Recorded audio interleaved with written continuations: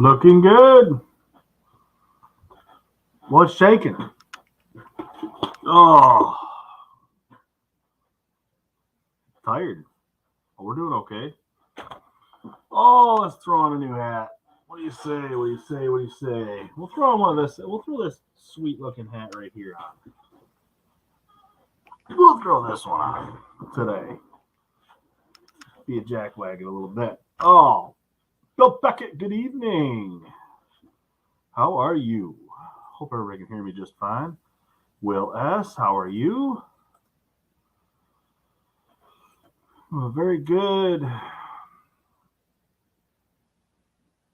Oh, sweet. You got ET with Sis. Oh, what's up, Zach? Golly, I keep forgetting that. Sorry, Zach. Very nice. Did you learn anything?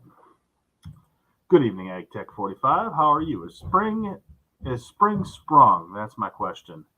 Up there in Saskatchewan, or is it still cold?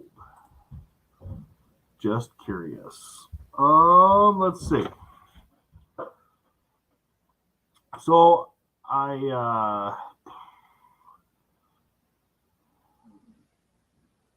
send the email. I know. I keep forgetting. God, such a bum. You know that? I'm a bum. But I do have some pretty cool news today. I actually ran my 351 Windsor this weekend. Between last night and today, I got probably, well, I guess I started on like Thursday or something night, Wednesday night, something like that. I don't remember what night it was, but there was a night where I fired it up on gas, broke it in a little bit, cranked her up, let her eat, ran on regular gas, and then I tried to double the amount of fuel that I was going to burn. So went and got some pretty wicked stuff that we're running on it now, and I really don't know what I'm doing with it, but we're trying to tune some stuff. That's what I'm trying to do, get it dialed in. But I'm not sure how this methanol works. So yeah, got a 351 Windsor running on methanol, got an E85 carburetor on it, so very similar. I got some jetting and some stuff, but I have no clue what I'm doing here half the time. Getting her figured out, but man, it's a struggle. It's starting slow process. Yeah, what's up, Hockey Parrot? How are you? Nice to have you in the chat. Oh, Kentucky Tech is in the house. How are you? How are things going for you? I haven't talked to you much lately. Sup, A. Murray? Kentucky, I kid Bill. Everybody's saying hi. How's the new job, Kentucky Tech? That is what we're all asking. Yeah. Right on. Loving it so far. Thomas, nice to see you. Good evening. Hey, Tech. Yeah. Everybody's saying hi. I thought I sent an email out. I don't know if you got my email or not.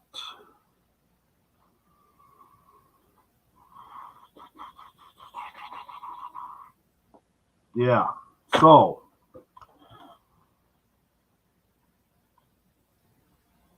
has anyone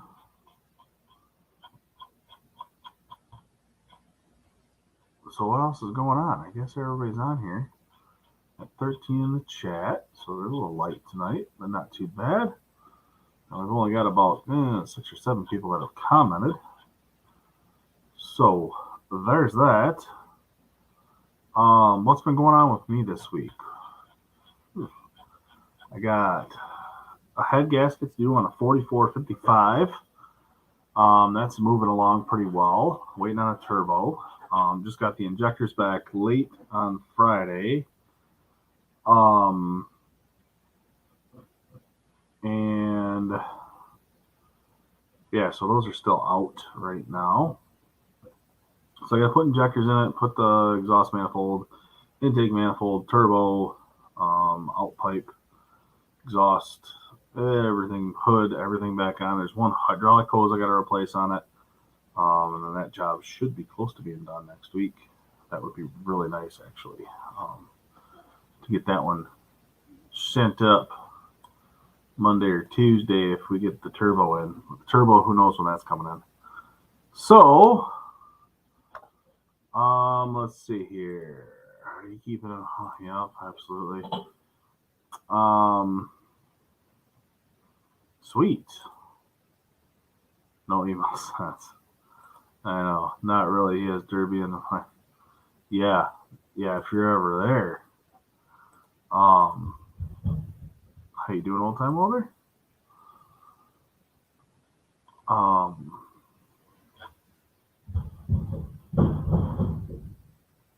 Yeah, good lord.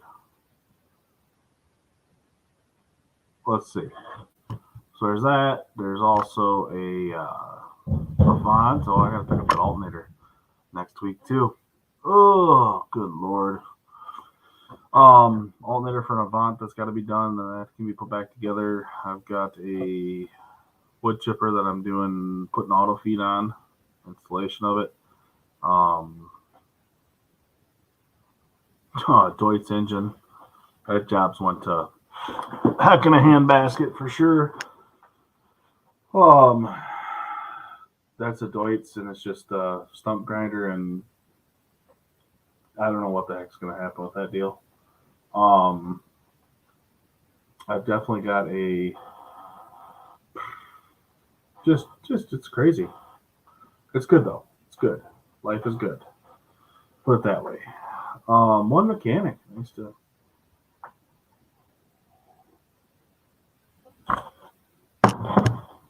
Oh man. Probably like when he was a teenager and was chasing girls back. He's off task. Yep, something like that, I guess. I'm not really sure, but howdy, one mechanic. Nice to have you in the chat as a special guest. What's going on here? Why can't I click on my comments? What the heck happened? There we go. There we go. We got an audio mechanic.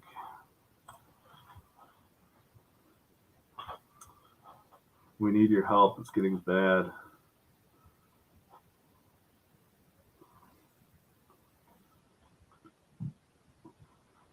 Black Reader Australia. Really? Jaltist works with everything, man. Jaltist. I've been using Jaltist on the. Are you talking pickup truck? Hey Dave, thought I would be nice and took my wife to the florist to pick up flowers for a sick friend. The wife asked if she could get an arrangement for herself. $125 later. Yeah, no doubt.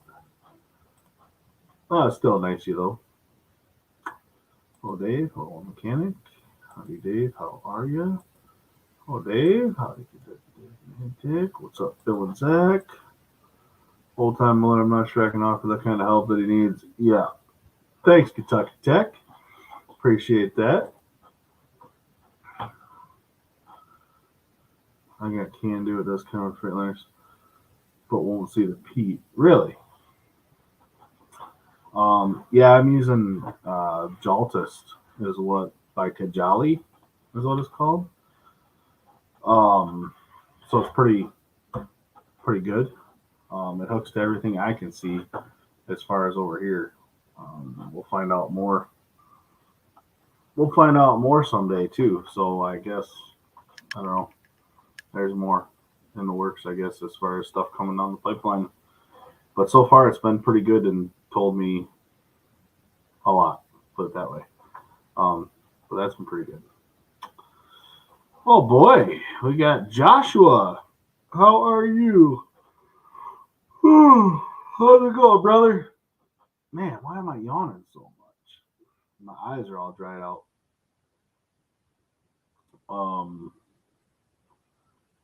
Everybody saying hi to Joshua. Good lord. Most popular guy on YouTube, Mr. Joshua Brandenburg.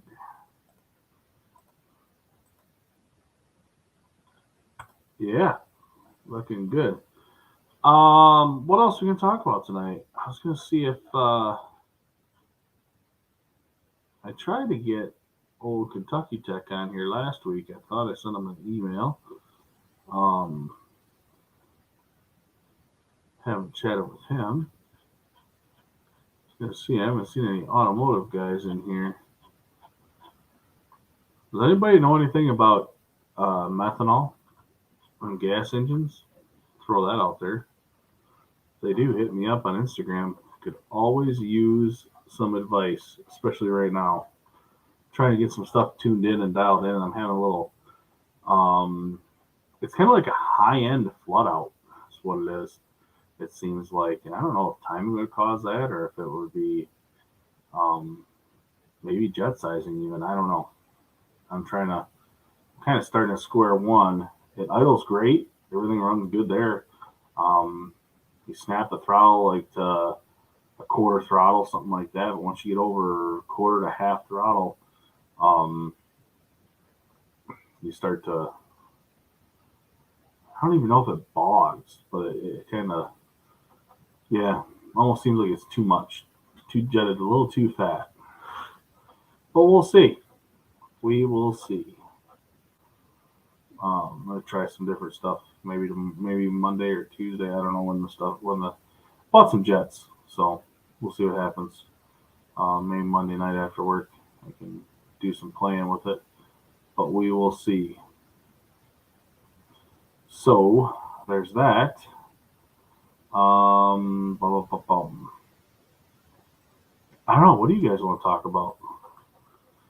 Comments are kind of slow tonight. I caught the comments. Like, I mean, everybody used to give me crap about not being able to keep up, but tonight I'm there, waiting on you. So, what else is going on? I was going to see if that one sent to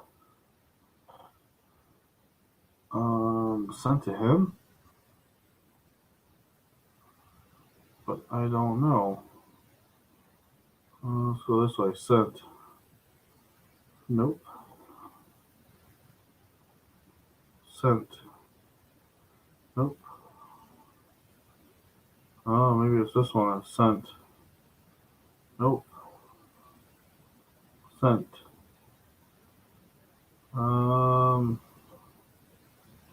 Nope. Maybe I didn't send it. Yeah, I did. There it is. I sent it. I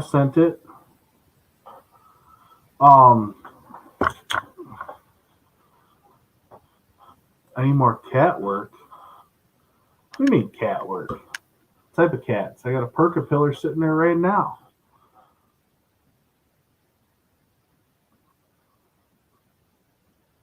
Last weekend, headed to bed early. Good for you. Good for you. No, I just threw it out there, Kentucky Tech. I just tried to throw you on that one. Just for fun. Oh, the part. Dude. Parts delays and stuff just being slow is ridiculous right now. I don't know. We'll see when I actually get this turbo that was ordered like last week. I didn't even know like it's. I got a super. Well, it's not super wet, but it's a wet intake, right? The intake's wet. It's like oily, wet. Nothing super crazy, but definitely got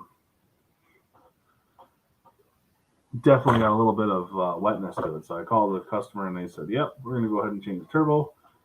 And they said, "We'll order it." So They ordered it from Deere, from the Deere dealer down here or up here, wherever you're from. But yeah, absolutely. It's been. We'll see when that comes in.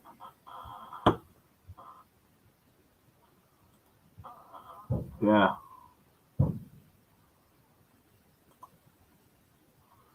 What engine is it? What else am I gonna? 3116 parent bore.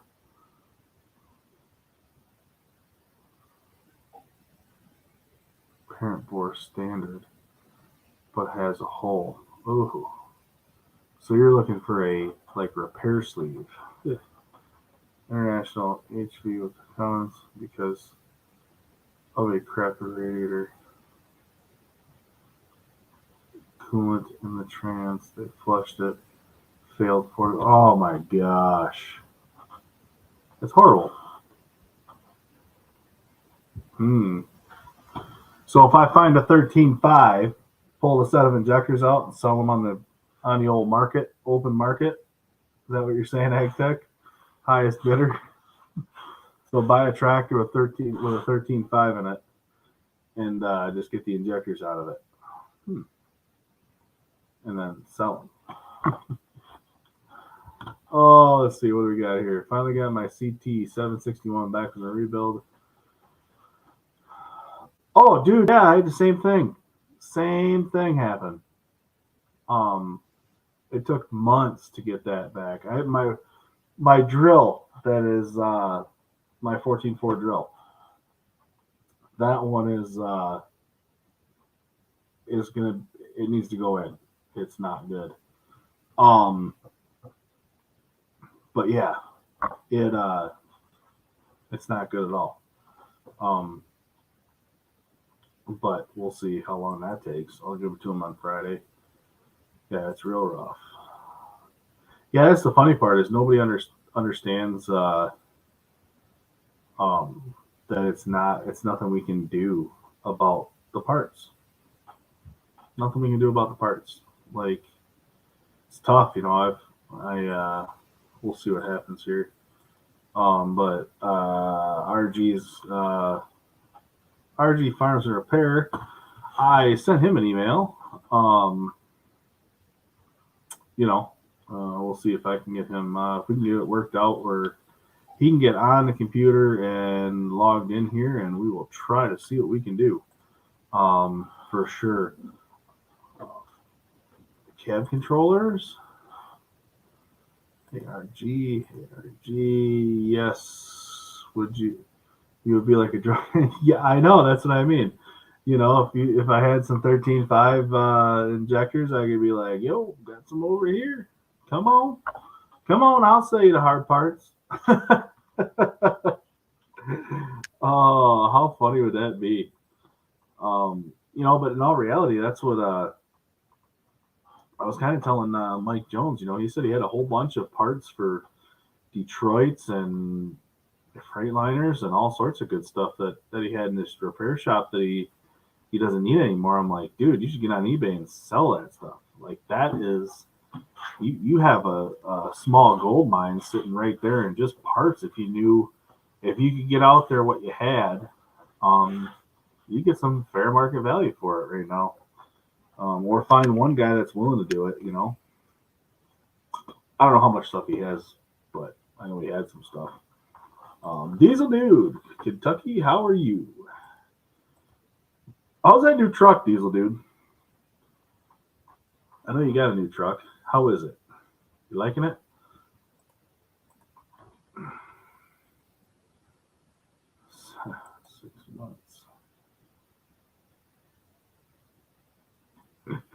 Oh gosh. Don't have many 8Rs. Gotcha. Diesel Dude. I will.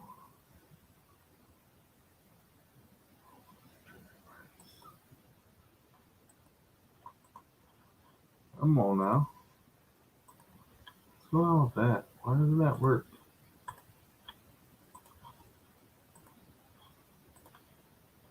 Why? I don't understand why that doesn't work sometimes. My mouse doesn't always work. Well, now nothing's work. Hey, well, now we got the hang up. Ran out of filters for covens for a month here in Australia. Yeah, filters have been hard to get. Good, you like it so far. We've had 5 basically brand new 8R with plastic battery. Parasitic battery drain. All 5 have been the cab controllers. That's not good, man. But at least you're finding it. I mean, that's the big thing, right? I'm curious of what would be a parasitic draw with the controller. Is it just not shutting off the timer? Good golly. Yeah.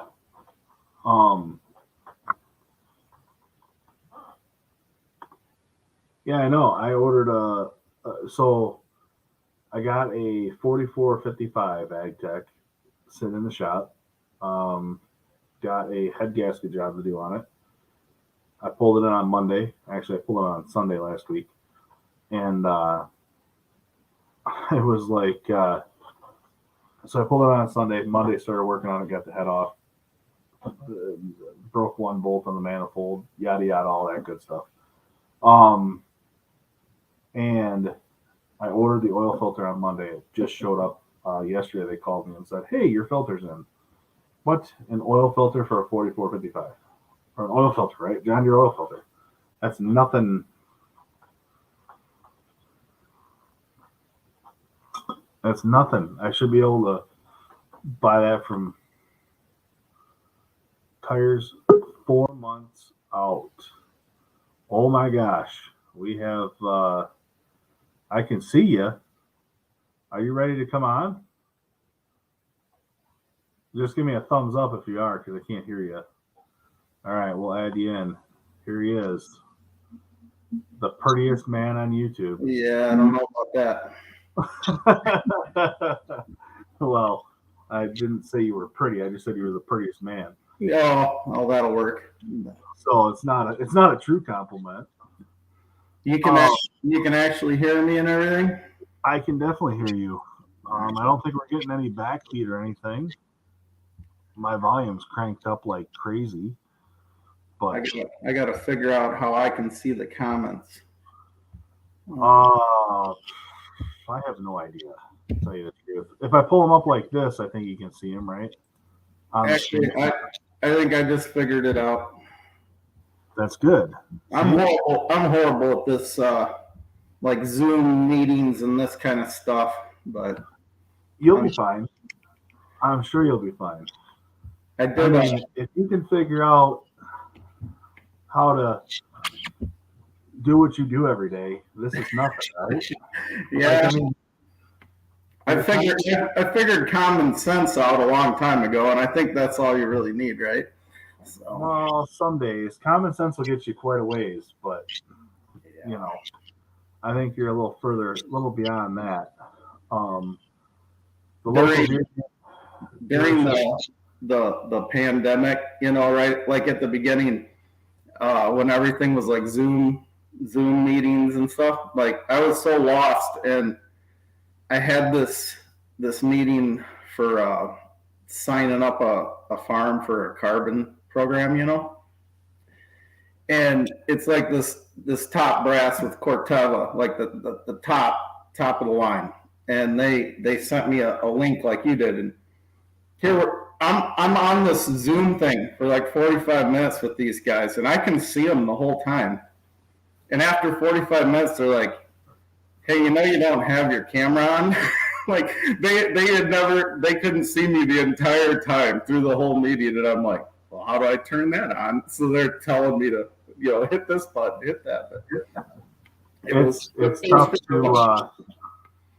tough to figure out when you're first doing it, right? Yeah, I mean, but once you figure it out, it's not horrible. I mean, like, this isn't really too bad. You join in and it works, and it is what it is. So I brought in a 4455 on Monday, right? Head gasket job. Yeah. Leaking external oil, and the like right by like number 6, kind of behind the square fuel filter on the backside. That's very common. Very common. Yep. And I couldn't find anything wrong with the head. Couldn't find nothing wrong with the deck. Everything looked good. Um, and the head gasket was just delaminating back there. So There's new set that. of head bolts, new gasket. There's an oil, that main oil galley or that oil port is back there, and they always seem to leak right back there. I've done a million head gasket jobs on 4440s, 4640s for that exact reason. You get the whole back of the block gets all slobbered up with oil, and there's nothing wrong with the gasket, but it's, in my mind, I think it's like a design flaw type deal where that port is.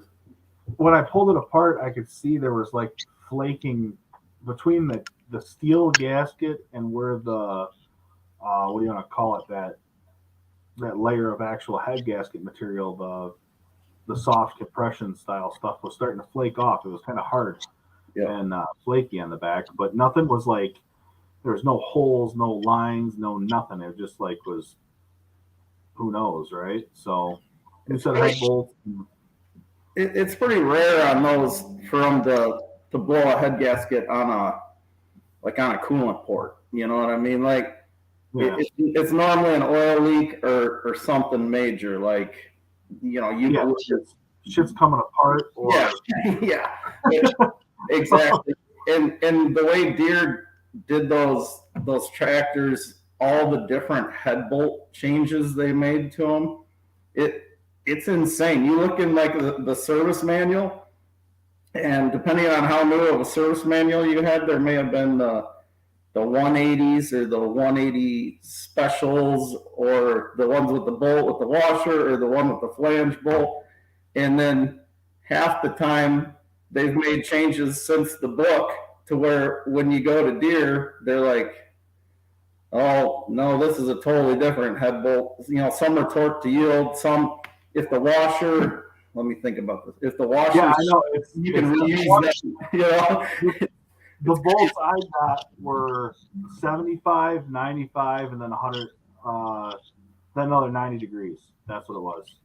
Yep. 75 foot-pounds, 95 foot-pounds, 90 degrees. And when I got the bolts, I actually ordered them through Reliance. Yep. And they sent me the bolts with the special instructions, all in the same package.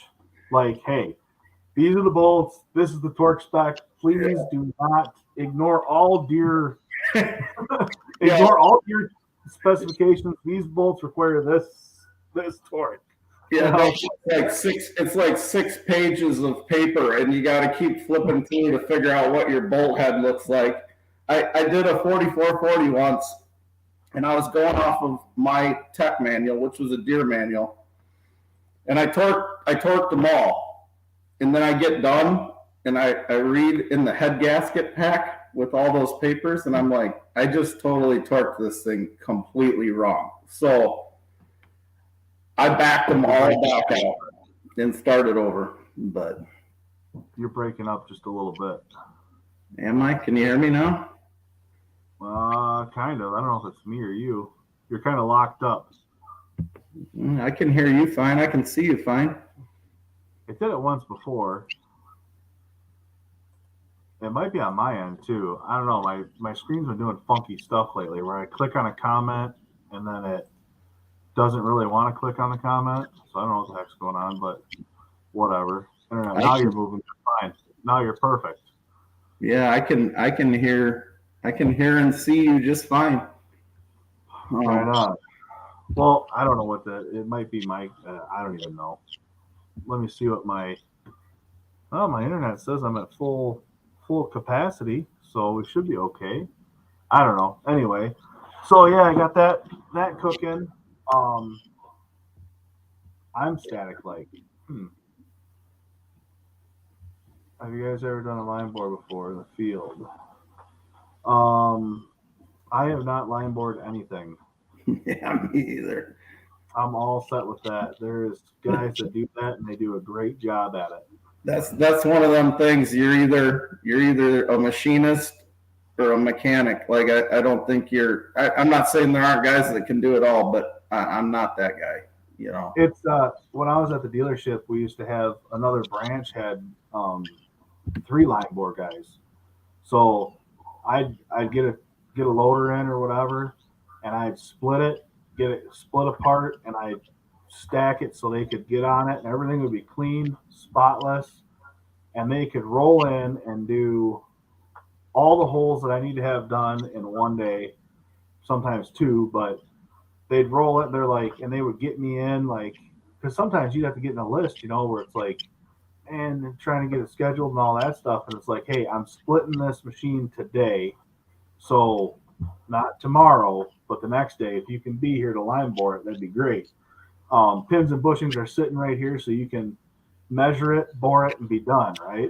And I tell you what, a 5-gallon bucket of mineral spirits and an aspirator to those guys is worth its weight in gold. And they used to hook me up like it was pretty cool. I mean, they would enjoy coming to our shop, which is an hour and a half, 2 hours away, to do a job like that because they knew it was clean, done, and ready to go. And it's like, why make somebody's day worse? But that goes a long ways. Like anytime I have somebody like that coming to help me, I always try to have everything like perfectly ready for them because. I wonder if I switch my internet.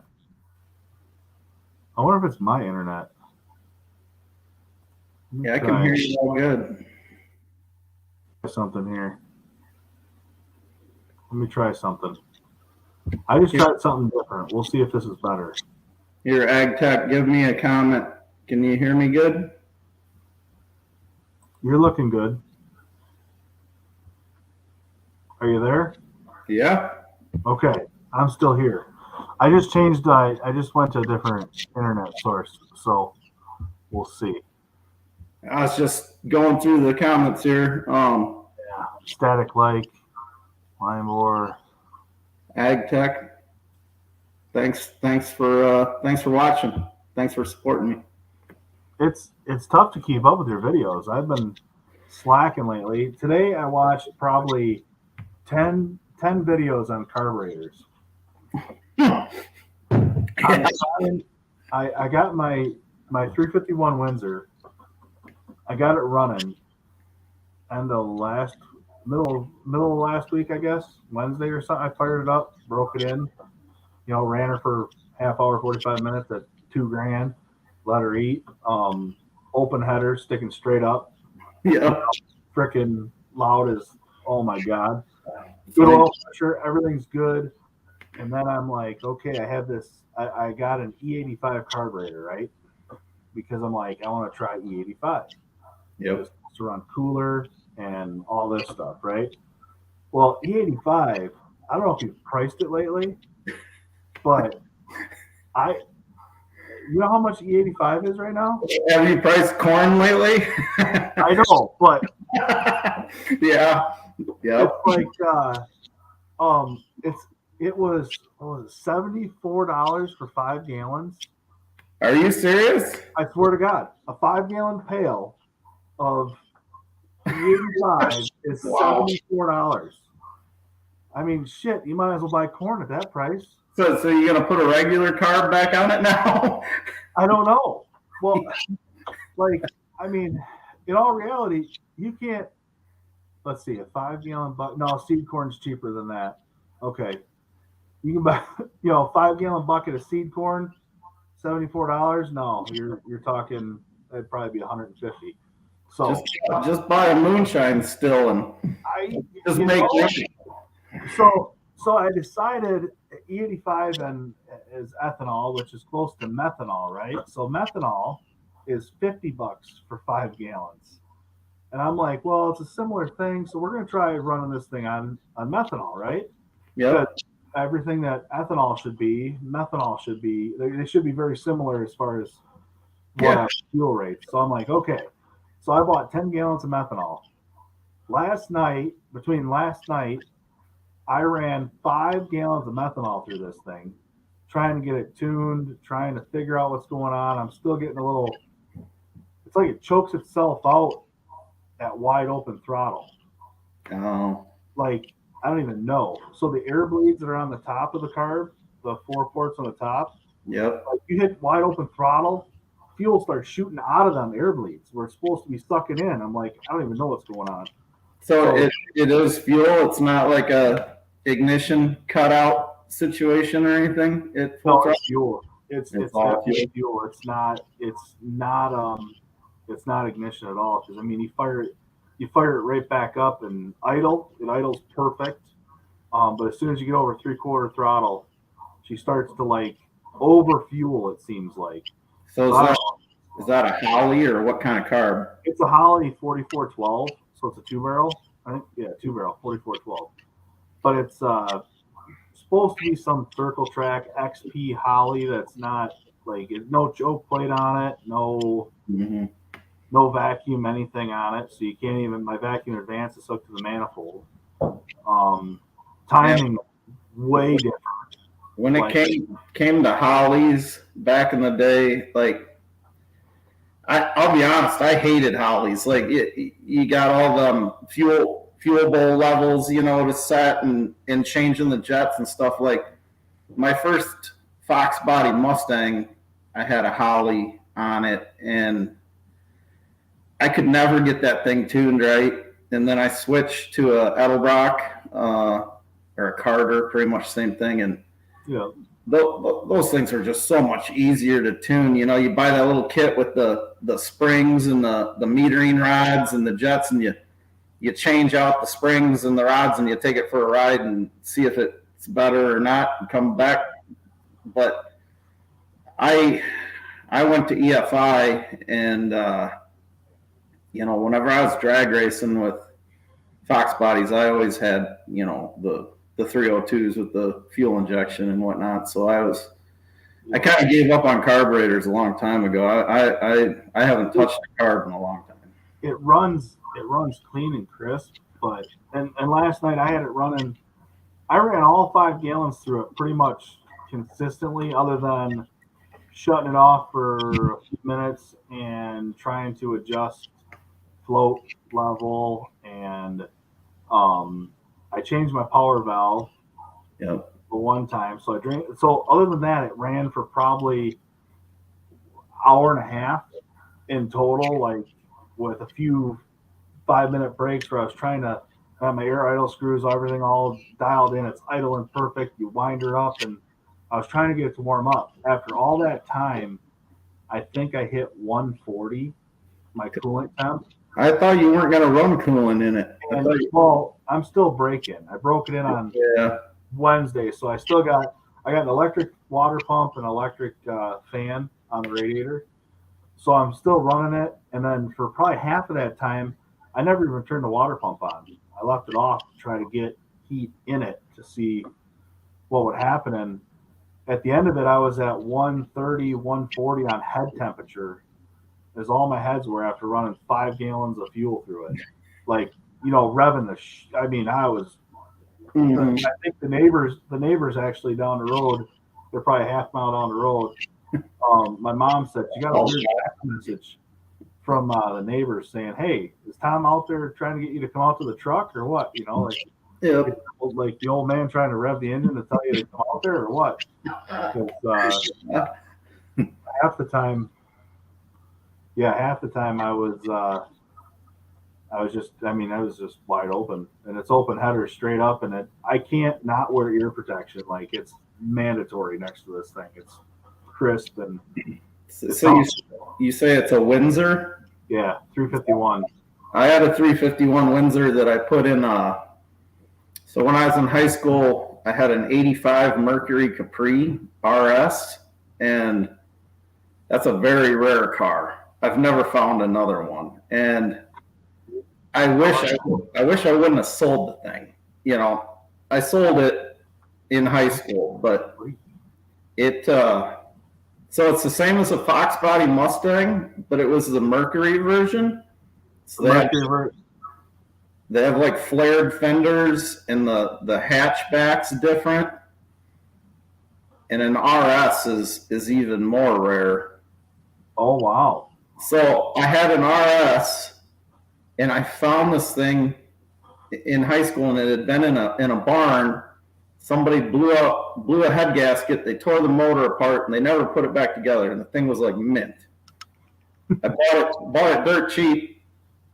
You know, back then it wasn't that old of a car. It was an '85, and I probably bought it in like '96. You know, so it was 11 years old. But yeah, mint, the interior, the body, and I put a 351 Windsor in that with the C4 trans, and that engine ripped. But that was one of the lessons of life that I learned as a high schooler. So I put this Windsor in it, and I didn't realize that certain years of the 351 Windsor had crappy valves in them. They called them like a two-piece valve or something. That's the way it was explained to me. Like it wasn't like it had been they were welded or something. in a 351. Yeah, so like this is an early 351 Windsor, and apparently there was different heads. If it was a 60, you're talking like a 60s 351. I got it in junkyard. Anyway, yeah, but the heads on a 351 Windsor are the worst heads that you could ever possibly have for any performance. Period. All right. So as a kid, you know, all you think is, I'm going to put an aluminum intake on it. I'm going to put the biggest, highest lift cam in the Summit Racing catalog that they list. So I put this huge cam in it. Didn't change the valve springs or, you know, any of that crap. You know, I had it bored out. I put an engine kit in it. I'm out in front of my parents' house one night, and my buddies are standing in my old man's shop, and I'm doing like a John Force burnout, you know, in front of their house because they were out to dinner or something, and you couldn't even see the car. And the next thing, all I heard was this big boom, you know, and shit, there was a connecting rod laying on the road. There was a hole in the side of the block, like this big, you know, there's coolant, oil, everything all over the road, right in front of their mailbox. And my buddies come out with my dad's pickup. We hook a chain on it and drag it off the road and put it in the shop. And my dad gets home and he walks out, and I had the motor halfway out by the time he got out there. And he goes, well, I was going to ask what all the shit is on the road out there, but he goes, I can pretty well see what happened now.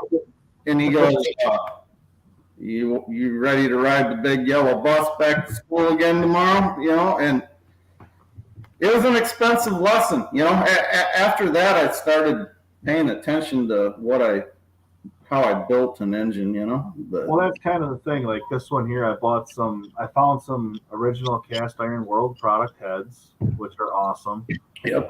They're like before Windsor Senior and Windsor Junior heads came out. These are world product heads. I changed the valve. I bought the valve springs with the cam, so that was a kit basically. Yep.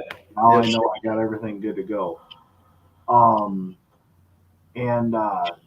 it's one of those. It's like I just did all of that and then put it all together, and then my push rod length was different. So I changed because I went to roller rockers. 1.6 or 1.7 ratio. They're still 1.6s. I didn't go 1.7. I left it alone. Mm-hmm. I put 500 lift cam in it, right? So, I mean, I went big cam. I got big heads. I'm like, okay, it's bored 60 over. So all I did was clean it up, put new rings in it, and hone the shit out of it. So it's a little, knock compression down a little bit, and we'll see what happens. But it's been so far. I mean, I got probably 10, 12 gallons of fuel through it now, with the 5 of meth, and then the rest was all gas. So I'm pretty confident that she's going to hold up. Oil pressure's been good, and everything seems okay. Ready to pull the valve covers off again and check my check my stuff out, make sure my valve lash is still good, and or I should say my valve preload, whatever you want to call it. Not Yeah. valve lash, but preload, whatever you want to say. Yeah, what is it like? It's been a couple years, zero lash, and then like a half a turn or something on them things. Half to 3/4 of a turn, something like that. So, I mean, that's really the way I set it up when I put it together, and I primed the oil system, did all the good, all my due diligence, right? And now it's just sitting on a stand with an old bell housing that I had. So bell housing, engine, radiator, it's all sitting on one stand, and I can fire it up, and it's just sitting there running right now. It's not in a vehicle or nothing, so I can't put any load on it, but whatever. We got a super chat here. Zach C, do you have any advice for starting your own diesel shop? I guess, yeah. I mean, the hardest part's going to be keeping people happy. Yeah.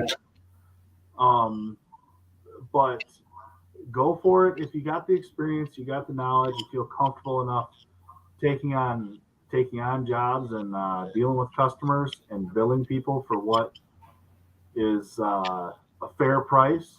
Put it that way. Don't let people beat you up. The problem with being an independent, and Phil may be able to agree with this or not. Everybody tells me all the time, well, I'll take it to the dealer for that price. And you know what? The dealer's trying to hire me as a mechanic. So you want to be a little below dealer rate for sure, because the dealer will have maybe a little more leeway to stand behind something that's screwed up. Not that you won't have to, you'll have to, but don't let people beat you up. If you start a shop, going rate is going rate. I don't care what people tell you. Oh, well, this guy works for $60 an hour, or this shop will do it for $50 an hour. Well, then take it to that shop.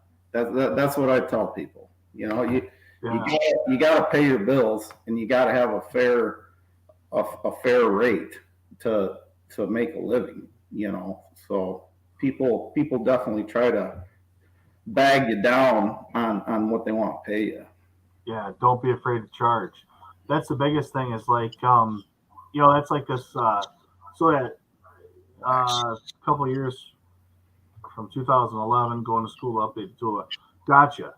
But yeah, no. If you feel like you got the experience and knowledge, don't be afraid to do it. But the other thing is, you have to make sure that you're willing to take on a lot of phone calls, a lot of paperwork, a lot of when you go home at night from your current job, you go home at night. I don't know what you do. It doesn't really matter. But when you go home, you go home. You have to figure out how to do that when it's all your responsibility, right? I mean, that's my biggest struggle myself is like, I've been trying, my dad was on here kind of kicking my butt about working on my engine and stuff like that. But it's like, Friday at this time, I'm done. You know what I mean? Like, I'm done. I'm done working on customers' things, and I'm not going to work on them from here on, from this time till this time. Now, Monday morning at 6 a.m., it's all customer business. So your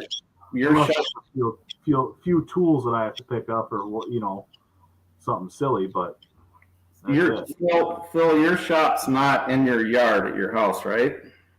No, I don't actually have a shop. But yeah, so what I do is not here at my house. So here's my biggest problem. My shop's in my yard. And like what you just said, when you're done at Friday night and whatnot. So the problem with having your shop in your yard, I'll be out barbecuing on Sunday afternoon, in front of my shop, and farmers pull in and they're like, hey, my tractor's broke down, or this or that. Like there's no getting away from it for me. Like I've had farmers. The east side of our house is like all windows facing east, and we have a deck there. I crap you not. I've had a farmer on Sunday morning at 8 o'clock, and I have all those windows tinted, so like you can see out from the house, but you can't really see in from outside. Yeah. I've had a farmer while I'm on the couch watching the news in my, boxers, up to the window, going like this, knocking on the window on Sunday morning. And that's whenever you start to realize, like, hey, this is not right. Like, people won't leave you alone at all. There's no disconnect. And that's why this winter, I finally got to the point where I said, I said it in that one video, it's the winter of Ryan. Because people were driving me insane. Like, I was about ready to lose it on people because they don't know when to stop, like when to quit coming over. Like after 5 o'clock, even though my shop lights are on, and that's time when I'm working on my own equipment or whatever, I've had people walk in my shop at midnight before when I'm out there trying to work on something. Like, people think if my shop lights are on or if my garage doors are up, it's open business, any day, anytime, and that's my biggest frustration with working on other people's stuff. It is. He said, what about shop certifications, Cummins, Detroit, etc.? I tell you what, if you're looking to go out on your own, though, the best thing for you to do, man, is literally go to a dealership and get some time in, man. That's the biggest thing I can say, because you need that core. I don't know if you really need that core dealership knowledge, but it helps. And you could agree or disagree, but if I agree. You look for a dealer, at least then you get to learn a little bit more of the business sense if you look at it that way, and take some experience from that of like, how do they do their billing? How do they keep afloat? How do you quote a job? How do you look at that? Like, pay attention to those things if you're looking to go out on your own, because that stuff there will it helps me now to say, hey, that is a 3-day job. I don't care if it's, I can look at it and be like, I could probably do that in 16 hours total, right? But hey, whoa, wait, take a step back, think about it. Now you have to run and get your own parts. You have to make sure you order the parts. You have to make sure everything's cleaned up when you're done and all that stuff. And then the testing of it, right? Like this head gasket job, I'm going to have an hour and a half just in letting it run and do its thing and this and that. Yeah, I can get that head from start to finish, head off to head on to sheet metal on, probably 16 hours, right? Probably not, but you know what I'm saying, or whatever you want to say it is. Whatever you think in your head of what you can do it for is not what you should quote it for. But at the end of the day, don't put back yourself in a corner either with stuff. And that's the thing I've tried to make sure that you can estimate something and say, yeah, it's probably a 2-3 day job. That way it gives you that 4 to 3 hours, where it's like, okay, you can really make it work. And I just want to make sure I get paid 100% of my time that I'm working. That's all I care about. So, right? I mean, people are always happier whenever the bill is less than you told them than when it's more. So, you got to throw a cushion in there. And always say we're a broken bolt away from an extra day. Yeah, exactly. I mean, throw that in that every time you talk to a customer and they're like, well, how long do you think it's going to take you? And say, remember, you're only a broken bolt away from another day. I got to say hi to Black Smoke. I see him in the comments here. Oh, yeah. Black Smoke, you rock, dude. But, no, here's an example. I went on a service call. I had a neighbor that put a kit on a Magnum tractor. I'm not going to get into it too far here on what it was, but so all of a sudden he comes over and he's like, man, I got a million SCR codes. He goes, I got all kinds of problems going on here. And I went over and I spent 3 hours going through codes and checking relays and fuses for the SCR system and powers and grounds. And it ended up, he put some cables on and he forgot one of them under the cab. He forgot to tighten the terminal. And it took me, like 3 hours to figure this out, because all of a sudden some of the codes would go away, and then I'd get new ones like universal control module codes. And some of the codes I was getting were 12 volt and some were 24 volt codes for the DEF module. And it ended up being a loose terminal, but I get done and I had my text on it, and I have the case manuals on my laptop, the OEM case manuals, and that's like a 5,000 page manual, you know what I mean, on my laptop. And it takes a while to navigate that, to find the right areas of the manual. And I get all done, and he's like, is it just a loose terminal that I forgot to tighten? I'm like, yeah. And he goes, well, I guess you can send me a bill. That was his exact words. And I'm like, you guess I can send you a bill? Like, I've been here for 3.5 hours on a service call, hooked a $10,000 laptop to your tractor, and just because you didn't tighten a terminal underneath doesn't mean that I can't send you a bill. You know what I mean? Like, right? Like, people have that mentality. Like, you'll plug the text in and pull up a code for somebody, and they're like, well, that took you like 3 minutes. Yeah, go buy your own. That's what I always say to people. Like, I have to charge for this, or why would I own it? Yeah, absolutely. And that's the tough part, is like, people don't appreciate that either. It's like, they look at, well, you got all those tools, you should be able to do it faster than that, right? Like, well, the problem is I had to pay for all those. Like, yeah, we're all addicted to buying tools because it does make our life easier, right? And anything that makes your life easier, you're gonna want. Yep. So it is what it is. It's an industry thing, right? Like, we are just absolutely crazy when it comes to that stuff. But it's what we do, and people don't, and it's like, I explained it to a customer one time about my laptop. Older guy, excavating company, didn't really, he's like, and I told him, I said, when I hook up and use the laptop, I charge an extra $150 when I pull that laptop out, above my hourly rate, above everything else. And he was like, oh, whoa, that's part of your tools, man. That's part of your deal. And I looked over, and he owned an excavating company, right? And I was like, hey, that excavator over there has a thumb on it, and that one doesn't. He's like, yeah. I said, do you charge for it? Charge more for that thumb? Well, yeah. You know how much that thumb was? That thumb cost me like $6,000-$7,000. I said, yeah. How many jobs did you pay? How many jobs do you figure it took you to pay for that thumb? He's like, well, probably 4 or 5, 3. I don't know. Like, it paid for itself pretty quick. Yeah. I said, oh, okay. I paid $15,000 for that computer that does trucks and equipment, right? Mm-hmm.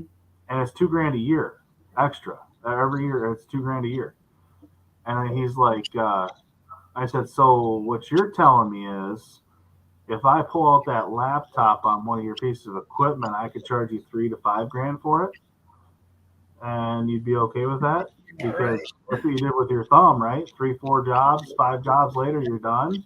Yeah. I'm like, I'm charging $150 every time I use it. That takes me 100 jobs of using it to pay for it. Yep. 100. I said, is that any type of like recuperating?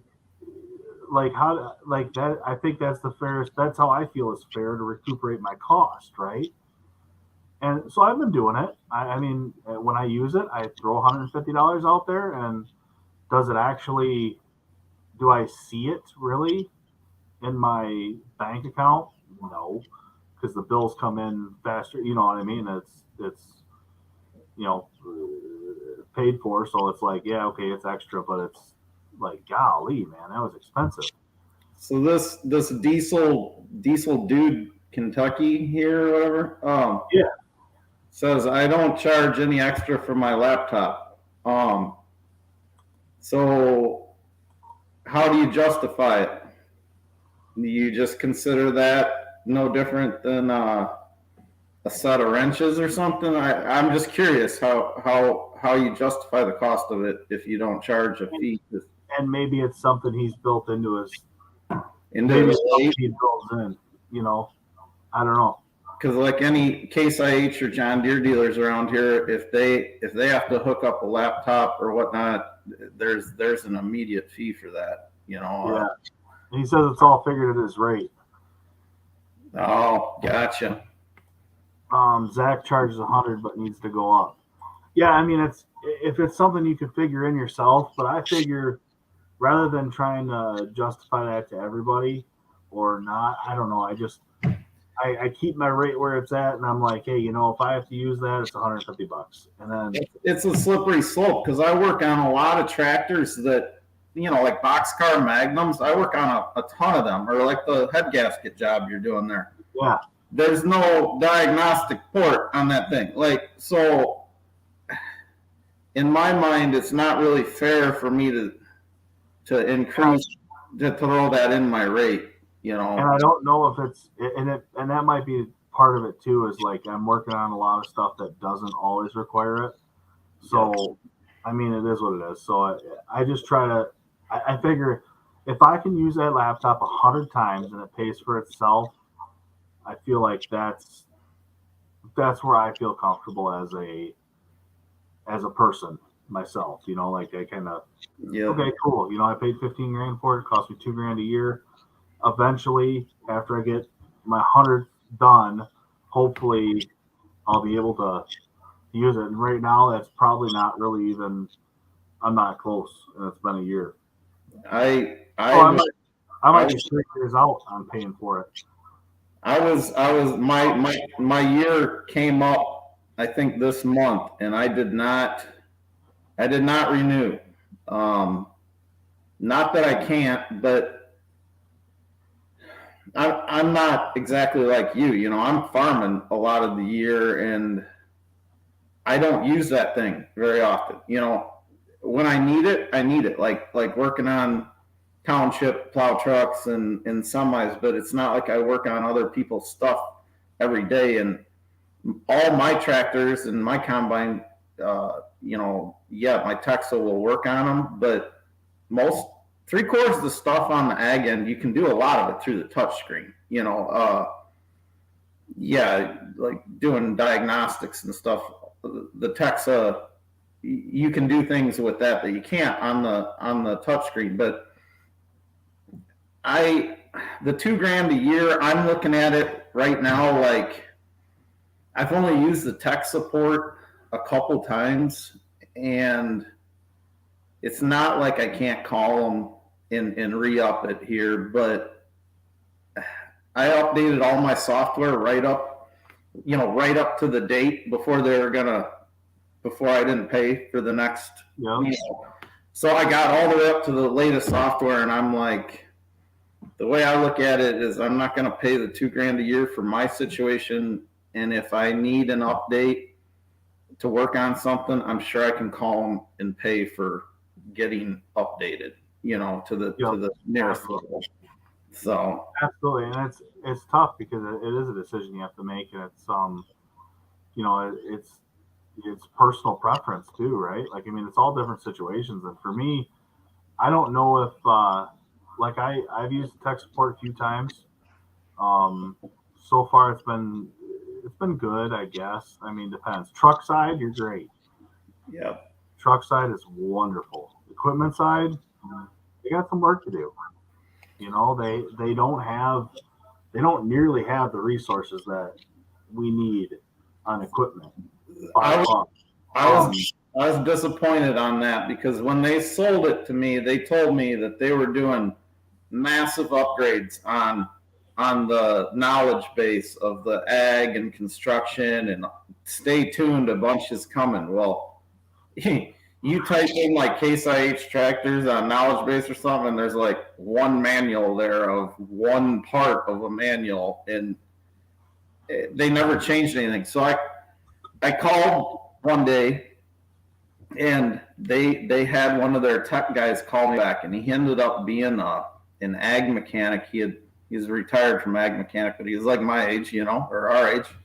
Yeah. And he'd worked for Case IH in a bunch of different places, and I think he's from like Pennsylvania or something. And super awesome guy. So he starts talking to me, and I go, well, my biggest complaint is I was working on a Magnum tractor. I go, I wanted some information. I needed a manual here, and there's nothing. And the guy goes, list off the main tractors you work on. And I told him like 305 Magnums, 340s, the New Hollands.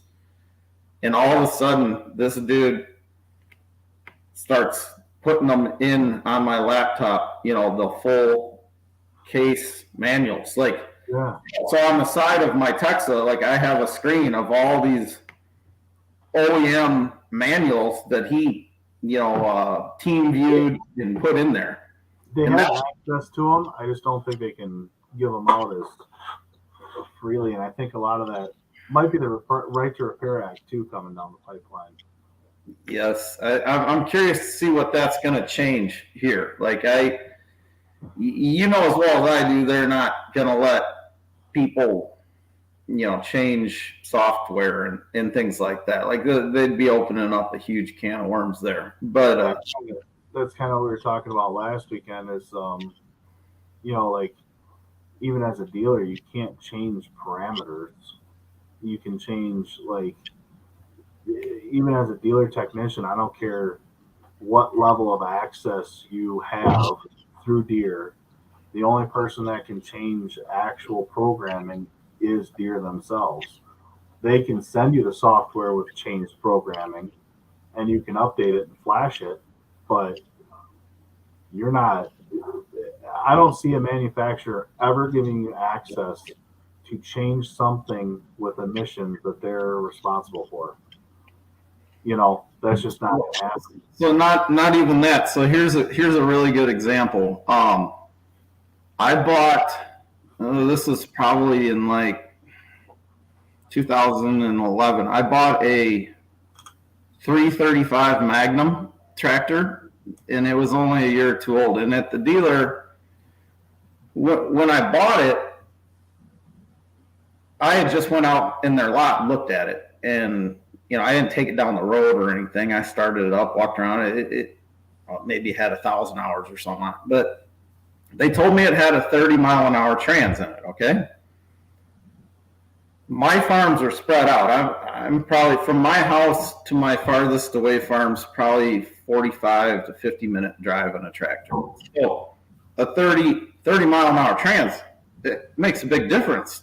To me, like if I'm going down the road with the planter or a piece of tillage equipment, it cuts the time down a lot, having that extra 4, 5, 6 mile an hour. And I go to pick the tractor up, and I'm taking it down the road, bringing it home, and it's no different than any other Magnum. It's like 26 mile an hour. And I called them, and they're like, I guess we were wrong. And I go, well, that was a big selling point, for me on the tractor. And they're like, well, all it is an ECM calibration because you have 19 gears.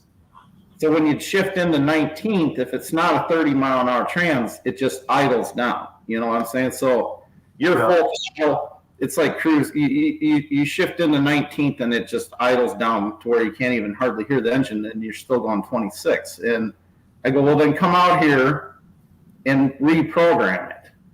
Yeah. And they're like, oh, well, we got to get clearance from Case, and, we're going to have to talk to the regional guy at Case and blah, blah, blah. Well, they never did. They never did it. And that year I happened to be at the Farm Progress show.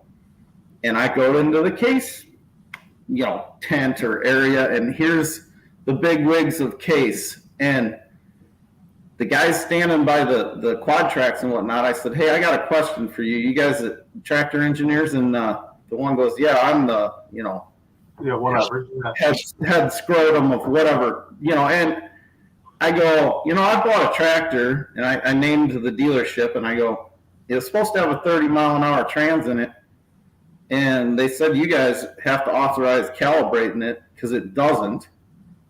And the dude looked right at me, and I've been a red equipment guy forever. My family's all red.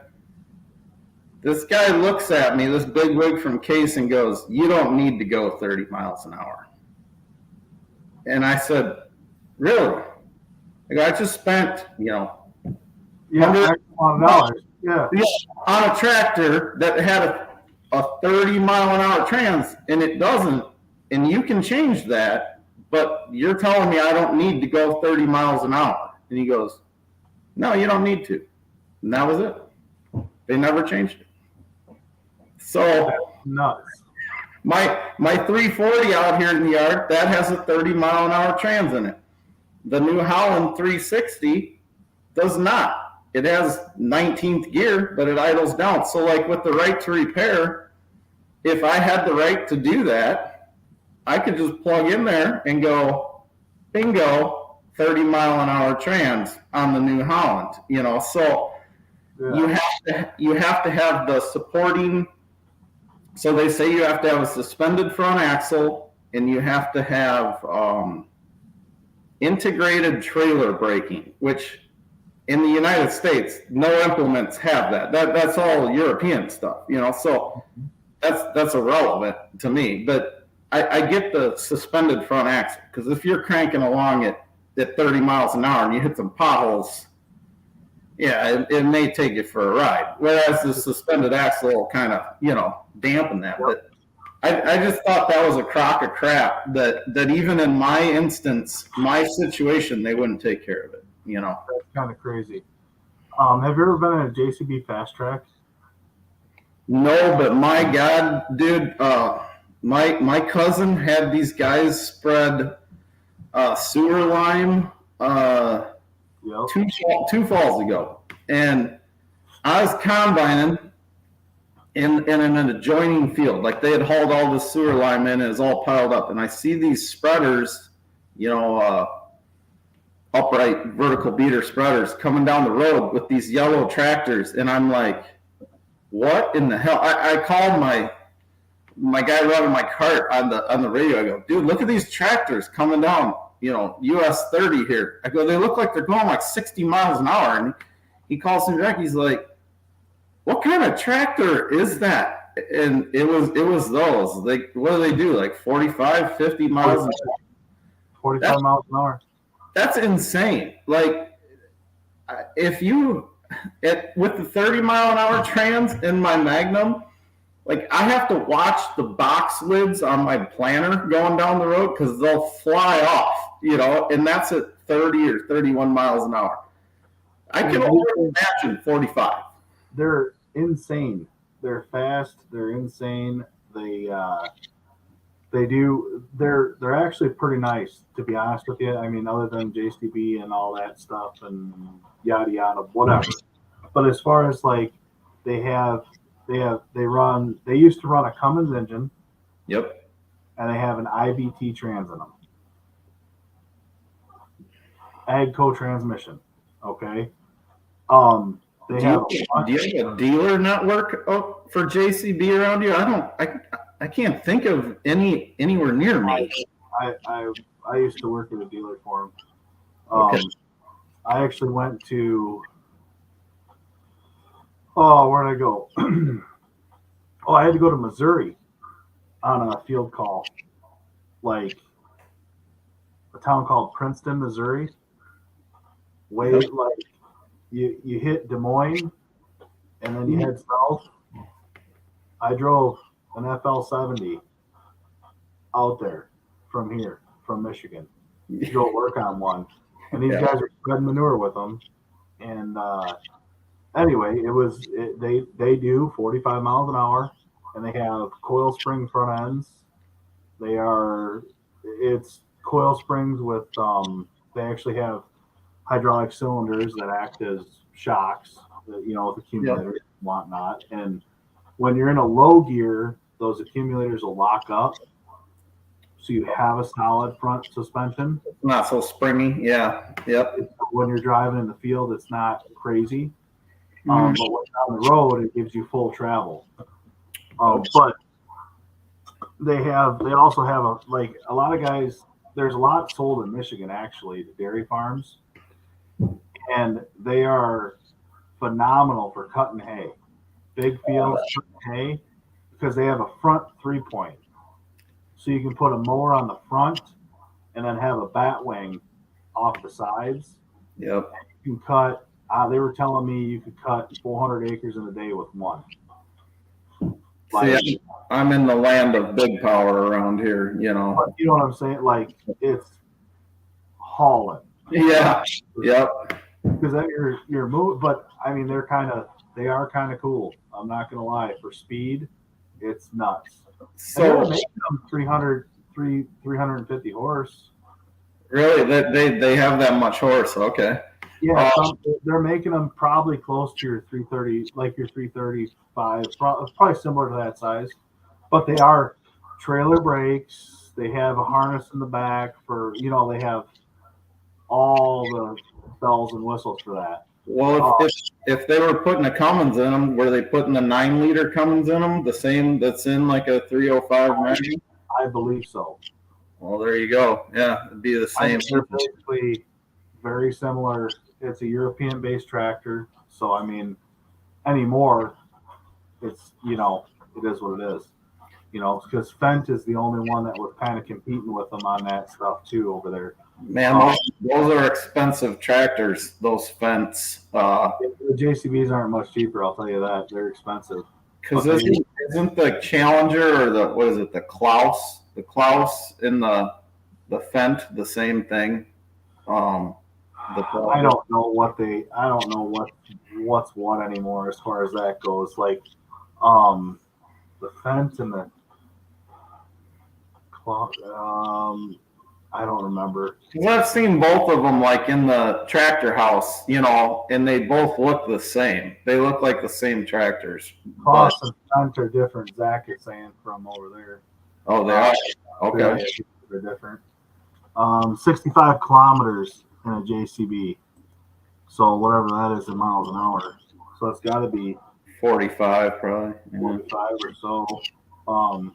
So now that you say JCB, and I thought about it, so I think my nearest dealer's in like Chicagoland, because I was looking at our county fair last fall. I was looking at a JCB skid steer, and I think St. Charles, Illinois is where they were, like an hour east of me. But those JCB skid steers are pretty sweet. I like the single boom, and how you can get in the cab like a tractor door. I have a buddy that has one of them, and he swears by it. And I was talking to that salesman, and he's like, "I'll bring one out for a weekend. You can do whatever you want. You can demo it for the whole weekend." And I've never called him back. I have his card, but my luck, I'll break the stupid thing or something, But well, they're nice because, like, let's say for you, you're trying to, let's say you're doing something with a tote, right?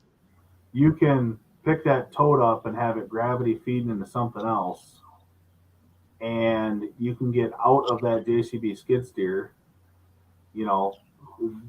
barring that you have it in a safe location and whatnot, right?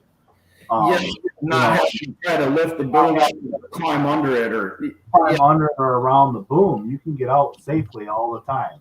Yeah. If anything ever, because there's always that time where you're trying to move something, or you're trying to hook something up, or like let's say you have a trailer hitch on the front of your quick attach, right?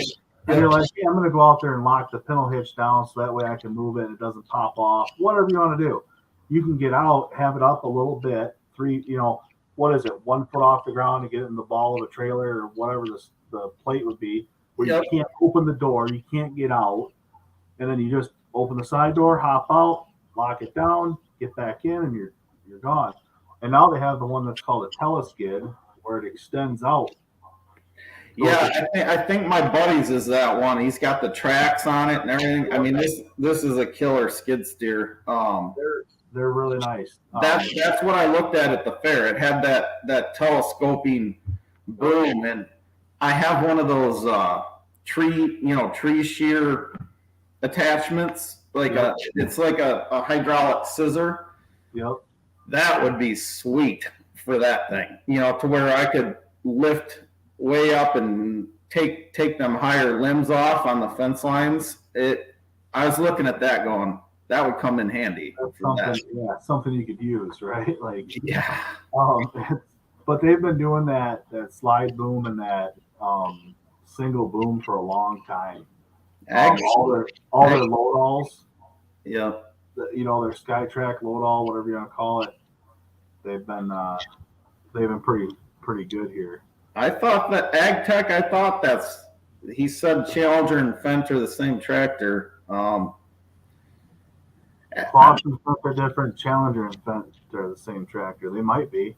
They don't make the Challenger line of tractors anymore. I didn't think they did. I thought Fendt bought them out. There's that whole Agco group, right? Conglomeration of Massey Ferguson and Challenger and Rogator and all, you name it. I've lost track of that whole group. What's the same and what's not, But, yeah. Paul Randall stopping in. It's pretty sweet. Bill Black Smoke there. There's a lot of your subs that I don't know. Well, I tell you what, I've gained some awesome subs, and I bet a lot of them I've gained are yours too. But there's some really cool guys out here.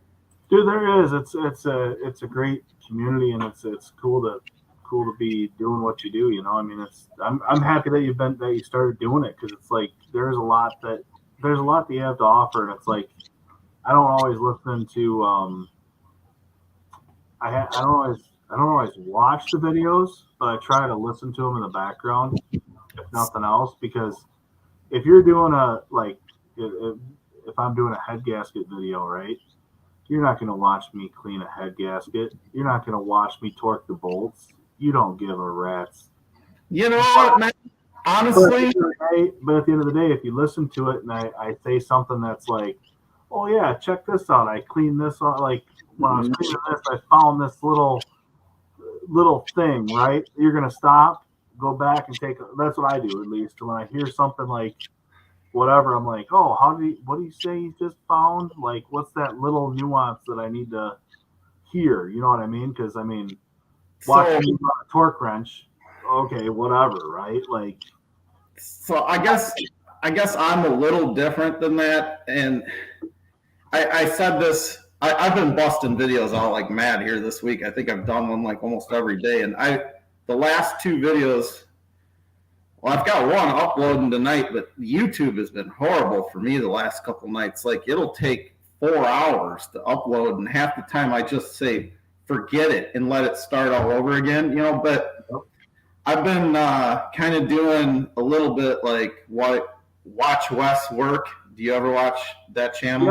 Yep. Or like Warren, Warren is the one who really got me into YouTube 10 years ago or whatnot. I was watching him right when he started, and I was intrigued by it, that it was somebody just like me, and I get done at the end of the day. I'm one of them guys that doesn't really listen to the radio or any of that stuff when I'm working. I just work. And when I'm kind of a night owl, so my wife works at a school. She goes to bed early, and I'll come in after dinner and whatnot, and she's wanting to go to bed, and I'm still wide awake. So I'll just sit and watch YouTube videos on the couch on TV, and every video you've ever posted, I've probably watched every second of it, just because it's like unwind time for me. And I said this in my video I posted, I think last night, like, here, I'll work on something every day, all day long, and I'll come in and watch Wes work for an hour changing some rusty ass brake line on a piece of crap truck, and I'm intrigued by it. Like, I just sit there like a zombie and watch it, because if I turn the news on or something, in about 2 seconds, I'm either flaming pissed or, ready to ready to dig an underground bunker or something. So I just turn on Warren, and go, well, I can't really see because he's got grease over the lens of his camera, but I can kind of halfway hear him through the wind on what he's doing. And I'll just sit there and watch it. And the amount of people that watch Warren and all the subs he has, it's amazing, because it's as real as it gets. Like, there's no editing and I'm the same way. I've gone into this YouTube thing, like, I don't edit anything. I don't have a clue how to do any of that stuff. Like, put anything on my like the words on my picture or thumbnail or whatever. Like, I don't know how to do this crap. Like, I just take it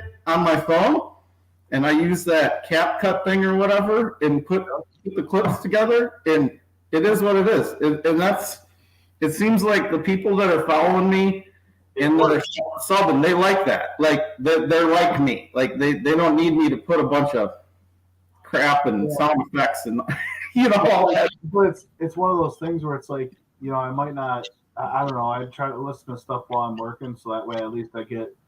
Like, I feel like I'm trying to give, like, support to those videos that are out there of this, because I want it to be more popular and gain traction and all that stuff. So I'll throw it on and it'll be blaring over the Bluetooth speaker in the shop or whatever, or in my earpiece, and I'll be listening to exactly what you're, whatever you're saying, I'm hearing it. And then if it's something that, oh, check this out, I'll stop, rewind a little bit, check out what they're talking about, and then let it play forward. So at least I get to hear everything that's going on and I can visualize when you're like, yeah, I'm going to pull the valve cover off and pull the head off, and and, oh, check this out though, like in Warren's videos, right?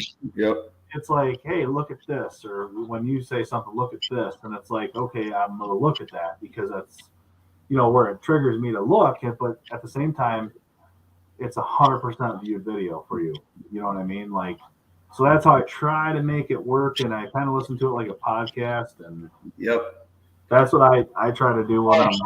Oh, that's cool. You'll really like when I start doing field work and planting and whatnot.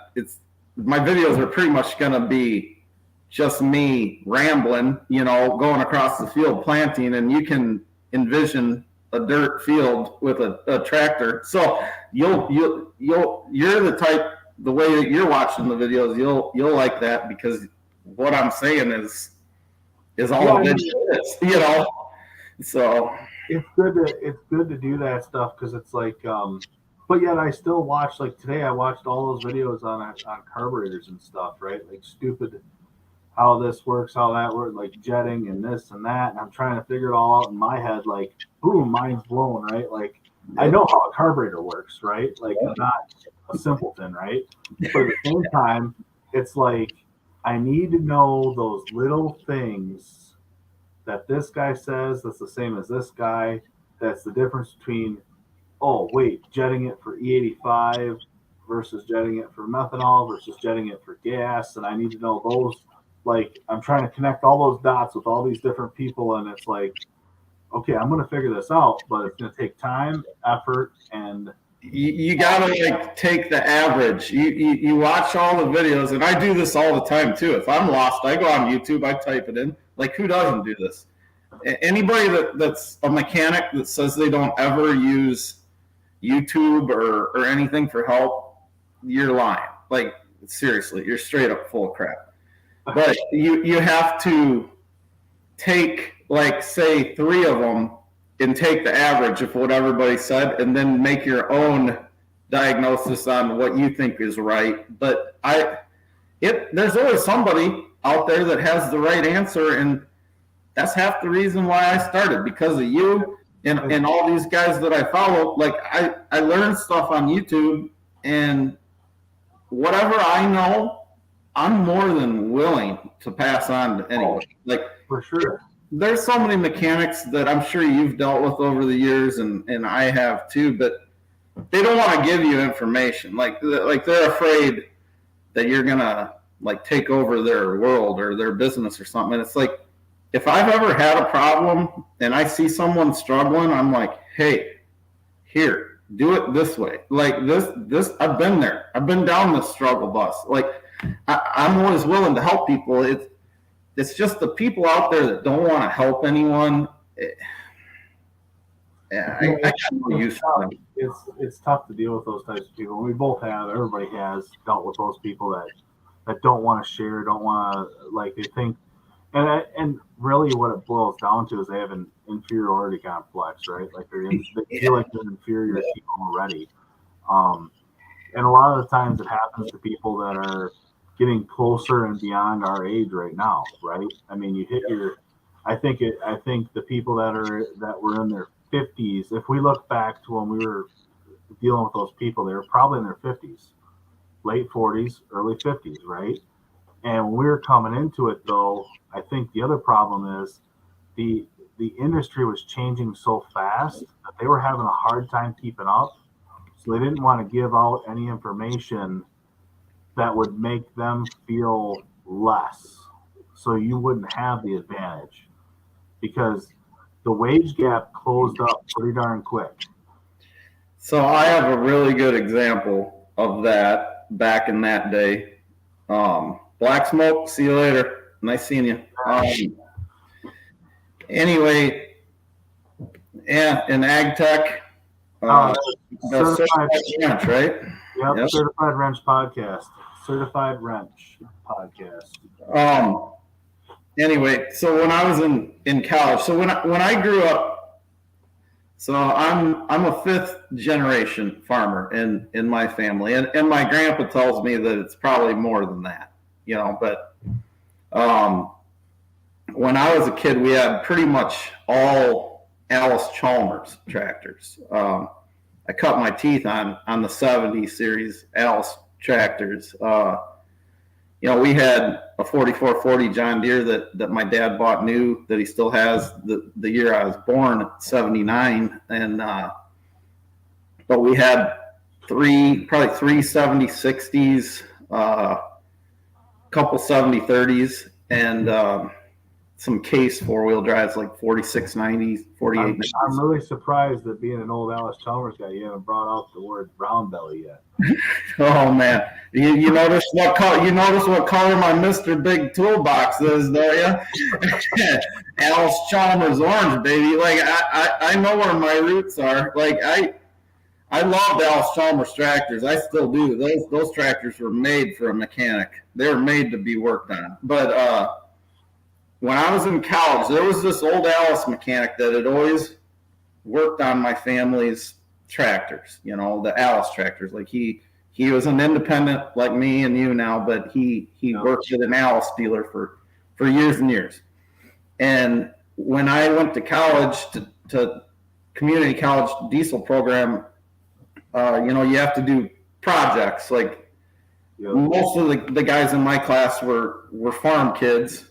So everybody bring a tractor from home during engine overhaul class or transmission class or whatever, because your old man or your family, somebody's like, hell yeah, instead of me paying you at home to work on this thing for me, I'm going to not pay you and let you work on it at college. So yeah, I had one of my uncle's 7060s at college, and the brakes weren't working. And at college, we did not have a manual for that 7060. And I wanted to know, like, the sequence of figuring out if it was in the brake valve, your foot valve, or if it was in, oil leakage in the, in the final drive housings. And I called this guy that my family had work on stuff for years. And I said, hey, it's Ryan. I'm working on my uncle's 7060. His answer to me was, well, you're a smart college kid. You ought to be able to figure it out on your own. And I thought, wow, Thanks for your help. So 20 some years later, this is like 2 years ago, right? This guy's still working on stuff.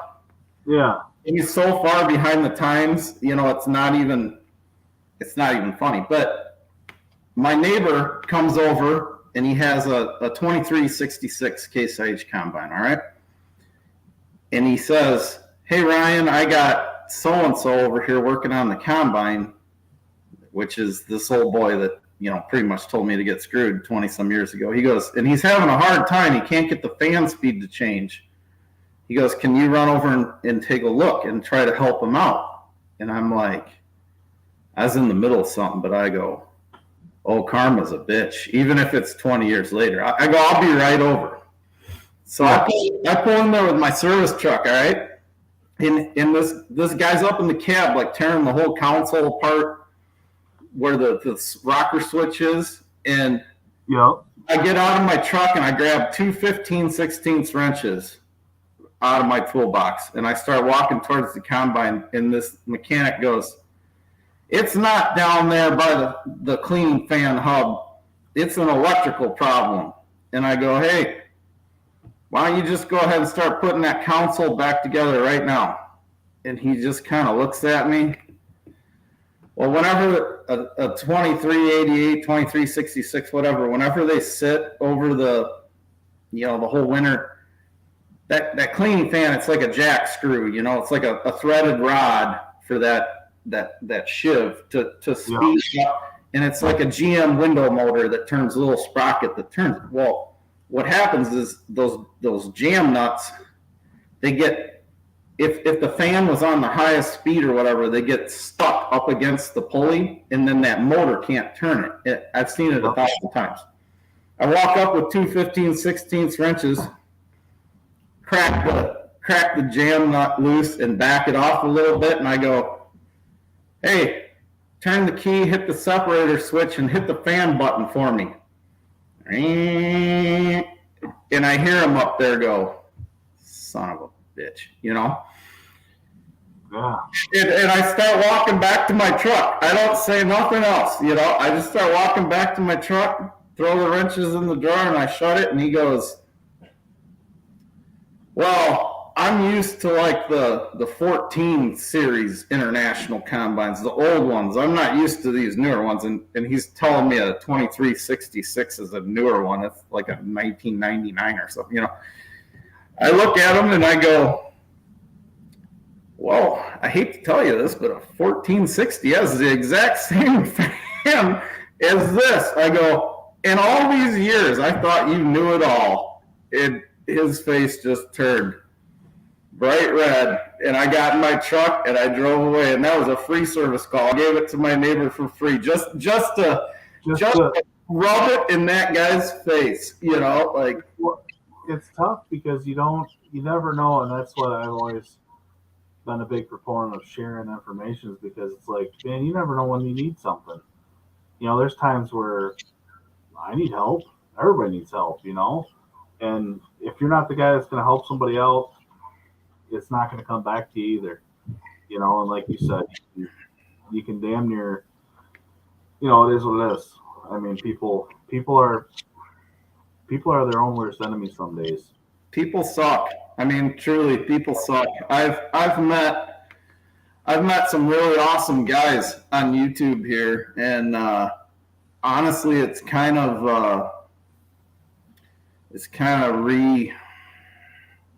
Yeah, I was getting to a point where everybody, so many people had burned me and screwed with me and tried cutting me down on every corner I took, that I was like, I told my wife when I started YouTube, she's like, "Oh my God, don't do it. Don't do it." And now my boys and my wife are like, "We cannot believe that you like this."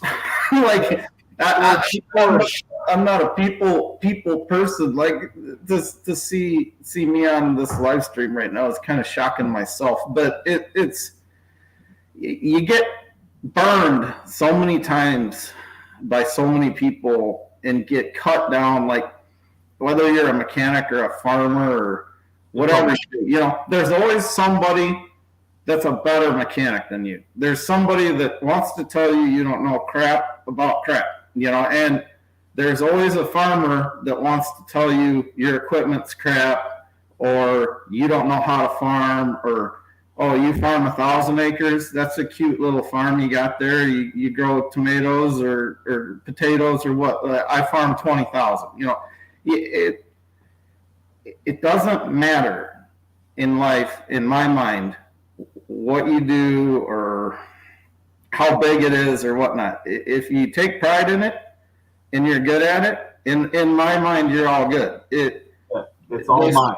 There's such a complex of amongst people that it drives me insane. It makes me ashamed to be a farmer a lot of times. And honestly, I did a video a couple weeks ago and I went off. Like, I kind of went off about farmers and some other guys on YouTube that are farmers. And it was up for like overnight and partway into the next morning, and I kept thinking about it, So I pulled it. Like I jerked it off of YouTube. And in my next video, I said at the end, hey guys, I said some things about farmers that, isn't my opinion is my opinion, and it doesn't mean that I'm right. It's exactly what I said. It doesn't mean I'm right, and it may have hurt some people's feelings or it may have pissed some people off. And I'm not here to piss people off. I do like to give my opinion, but it's it's a hard transition to not say exactly what's on your mind whenever your phone or your camera, whatever, when you're in the shop or talking, like it's real hard to not just say certain things. And my biggest thing, what I was saying in that video is I watch a lot of these farm channels and every video now is, hey, look, I just bought this new piece of equipment, or I bought this 8RX John Deere, or I bought this, and it's not just one thing. It's every video is look at this, and all I said was, guys, after 2012, I thought the sky was the limit, and I lost money for 8 years in a row, and had some real bad conversations, with bankers. I had a real bad one day. And all I said is, I think you guys may be doing the wrong thing with the way things are right now. And one of these guys is a young farmer, and I feel like I watch his videos and I'm sitting there going, man, I wish I could just tell you.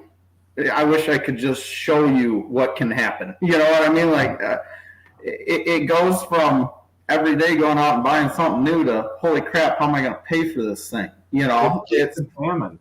It's feast and famine. That's really what it is. There's no like steady income anymore. You're either hitting the highs or you're on the bottom of the ocean. And well, it's like when back years ago when corn was $7 and 10 years ago, right? Let's say, I think you were talking about the same time frame, right? When it was like, oh my gosh, you were making money, this, that, and the other thing. And during those 8 years, there was a farmer that I know that was, anyway, we'll just say a guy I know, right? He was asking me, he's like, hey, how did that guy buy a brand new combine when nobody's making no money, right? And I said, well, let me tell you something. He's been farming his whole life. And I said, when corn was hitting $7 and he was getting paid ridiculous amounts of money for that stuff, I'm like, he had a sock drawer full of cash. Yep. And I'm like, and he kind of looked at me and I'm like, tucking it away, man. He was waiting. Now it's been bad for a few years. He found last year's model combine, Yeah. brand new, sitting on the lot, and he bought it. When no one else could buy it. Yep. When nobody else was buying it. This guy that's been, he was on the verge of retiring probably then, right? Like Yep. at that time, and he's like, I'm like, he knows he's been through it so many times that he knows that, hey, yeah, we're all making money right now, but if I wait this out and save that money, oh boy, look out. I might be able to make a big purchase and get a good deal on it, Yep. And that's probably what he did, you know what I mean? This is all fabricated in my own mind, other than the guy really did buy a combine, and this guy was trying to figure out how he bought the combine with the prices being where they were, right? Yep. Now, like, I think this is what happened, right? Like, does he have a sock drawer full of hundreds? I don't think so. But, Yeah.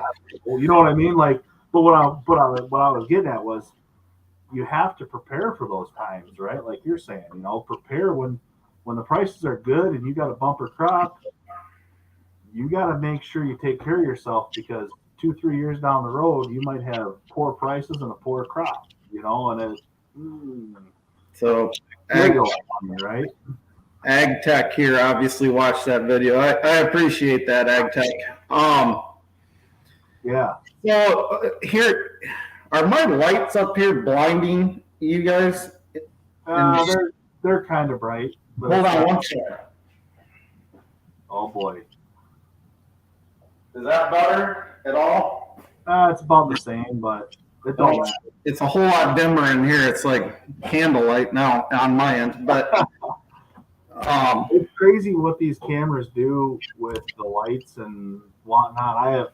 I've spent so much time trying to get the backlighting and all that stuff figured out, and it's a pain in the butt. Like, finally I've got one light that I can turn on now that, like, hey, this works where it's not blinding anybody and you can kind of see what's in the background, but not really. I should do a tour of this room I'm in. I can't with my laptop because it's actually plugged into my router, but I'll do a video. So I'm in the small shop. This is my office. It's actually so the laptop in front of me here is sitting on. I have a bar. It's a full length bar, and then the whole front of it sheeted in aluminum diamond plate. It's pretty sweet. It's my office, But anyway, back to like the farming thing. What I did, I've done a handful of videos that I never posted, and I know they would have gotten a bajillion views, but I post them, or I do them, and then I sit and I'm like, no, like I don't want to be whistling diesel or any of that crap. But I did a video, and I tell you what, you would probably piss your pants if you saw it, because my 4630 John Deere, it's in some of my videos. I pulled my back in with it. So one of the guys that I was kind of cracking around had gotten a brand new 8RX, and his video was like him and his guy. He's in the same state as you. I'll give that hint. But he was in the shop with his hired man, and he's like, "Hey, do you hear that? What's that noise? Do you hear that?" And they look out the shop window, and here's a brand new 8RX, on the implement dealer's low boy, and they're like, "Oh boy, and I'm just sitting watching this video going, "Oh, you moron," and the dealer salesman and service manager, they're driving him around the yard and all this crap, and he pulls it in his shop, and there's like a little bit of road grime on it, and he's like, "We're gonna ceramic coat it tomorrow and get this road grime off." Well, I took masking tape, all right, and on the side of the hood of my 4630, I made an 8RX decal on it, okay? And I'm out in my shop, and I set up my camera on my tripod, and I'm like, "Guys, I have a huge surprise for you. You know, if you hear it running out there, like, and I had my garage door clicker in my pocket, and I go, just wait. I said, I've been waiting to get into the John Deere Club my whole life, and they have not let me have a membership till today. My dealer finally said, it's time, Ryan. So you see the video of me walking out the shop, the walk door, and then you just see the garage door coming up, and I come tearing in there with my 4630 right up next to the camera, and I get out, and you know, this thing's all, the paint's all trashed on it and everything. And I open the cab door, I climb down, I'm like, man, it's even got that new tractor smell to it, you know. And I take my phone out, walk around it, and it's got green masking tape 8RX down the side of the hood, you know, and I'm like, this is my first tractor, you know, here it's a 2-wheel drive rubber tractor. You know, I do this whole video, and I'm like, they got to come out and do some software updates to it still. And I had the light bezels out because I'm putting LED lights in it, so like the light bezels are out of the fenders, and I go, there's some supply shortages. I'm still waiting on the lights, you know. But, and I walk up to the front of the hood. There's like no paint left, and I'm like, this paint is impeccable. It's got a little road grime on it. I got ceramic coated. And I did this whole video, and I watched it. And I'm dying laughing at myself watching it because it was hilarious. And I'm like, oh man, I'm gonna butt hurt some John Deere guys here, and I'm gonna upset this guy if he actually watches my channel ever. So I didn't post it. My wife and kids, I showed it to them, and they're like, "You have to post this," and I'm like, "No, I'm gonna keep trying to play it on the cool side, you know." In all reality, though, it wouldn't even matter. I know. It'd just be funny. But I think I'm gonna wrap it up for tonight because I got a lot of stuff to do tomorrow, and I've been yawning since I started. I actually was out in the shop tonight because my son's Ranger project. I told him that I wanted it running by tomorrow afternoon, and we worked on it all afternoon. And tonight I got the intake bolted on it. That's why I didn't see you texted me. I had my phone over on my toolbox plugged in, and I was torquing the intake and I'm down to, I just got to put the radiator hoses on it and the spark plug wires, and hopefully we can fire that thing tomorrow. But yeah, it's sweet. He's super excited, you know. So it's like that engine me and my son have been building together. You know, it's not been like I did the whole thing, and you know, when I got the push rods in, I was like, hey, do you want me to wait for you, or do you want me to, you know, he's like, well, all you gotta do is put the lifters, the what do you say, the lifters, the push rods, and the rockers and the intake on it, right? That's all you have to do. And I'm like, you're 14, hell yeah. We're like, you know exactly the steps. And he's like, you go ahead and assemble it. I'm like, okay, sounds good. Like, if you can tell me what I have to do to finish it up, I mean, and you're cool with whatever. So he's like, yeah, get it buttoned up. And then that way, because he had a project that was due for school. So school's first. And I told him, like, well, that way we could fire it up, you know, and, you know, get it all at least running it, you know, and do whatever. But yeah. That's awesome that your son's wanting to learn to turn wrenches and all that. I don't know if he's going to be a mechanic, but the biggest thing is I want to make sure that he knows enough to know what he's paying for if he has something done. That's my biggest goal of any of it. He doesn't ever have to turn a wrench on his own vehicle or anything like that if he doesn't want to. If he finds another way to make money to pay for somebody else to do it, good for him. At least at the same time, if he goes in for somebody to do a head gasket job for him, he's going to know why the bill costs that much, or if it's an outrageous amount. So my oldest Jack, he wants to be an architect, and who am I to tell them, no, you need to be a farmer or a mechanic, like it. Whatever my boys want to do, they can do. And my youngest, Wyatt, he's about to turn 13. He wants to be a chef. And perfect. It's like my wife's always told me that I can't raise our boys the way I was raised and have, no choice. This is what you're going to do every day. You're going to get out of bed, or I'm going to throw you out of bed, and you're going to go work in the shop, or you're going to go drive the combine, or you're going to go plant or whatever. I was driving tractors when I was 7, 8 years old, and it was a totally different way of learning. There was no choice in the matter, but I liked doing it too. Like, I loved driving tractors and being in the shop. My kids, they've never really taken to that, and I've never pushed them to it, but they're always still willing to come out if I need help and help me. And Jack, like I told him, I said, I don't care if you want to be a mechanic or not. I said, my boys are going to know how to change their oil. They're going to know how to change a flat tire. They're going to know how to jump start a battery. I said, you don't have to rebuild the motor or anything like that, but you need to have basic knowledge of a vehicle. I don't care what you end up doing. And that's the biggest thing. Like, Jack's learned a lot helping me here, but he's just, I'm just teaching him all the basics of. Well, and that's the thing, like this engine, he was like, wanted to dig right in, and like, we did put the bearings in, plastic gauge, the whole, like, we did everything that you need to do, right? And he like was interested the whole time. And I'm like, this is sweet, Yeah. You do some torquing. I let him do a lot of different things that, like, man, it's just going to be cool for him to know, like, what it all does and how it does. He asked questions today.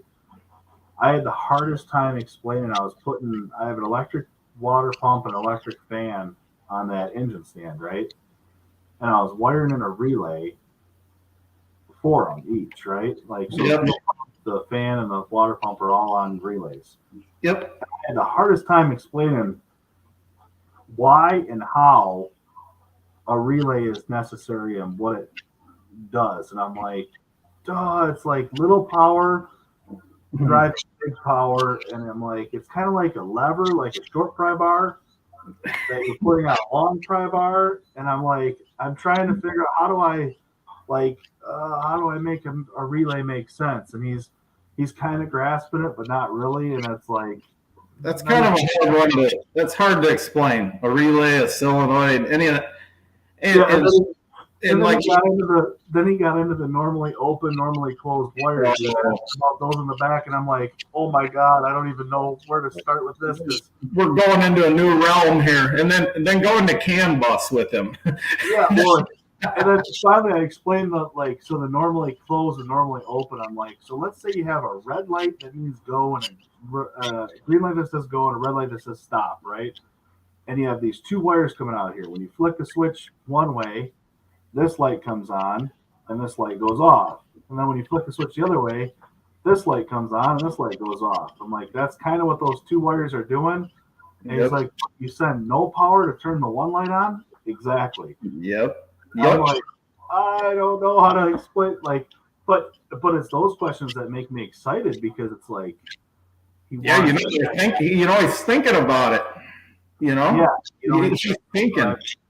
That's a huge thing, and I think that's the most fun I have, is when he stumps me and he's like, hey, how does this work? And I'm like, okay, I need to figure out how to make a 14-year-old understand how a relay really works. That you got to get out the wood board and all the nails and the wire and the light bulbs and all that, But it's crazy. Yeah. My wife gets so mad at me because she's always like, every time you try to explain something, you know it in your head and you know how it works. But she's like, you're so bad at explaining things. She's like, you expect people to know what you know, and we don't know crap about what you're talking about. And then you get frustrated because we aren't grasping what you're saying. And I go, well, I take it as you're not listening. And she's like, well, it's hard to listen to something that I don't have a clue what you're trying to tell me.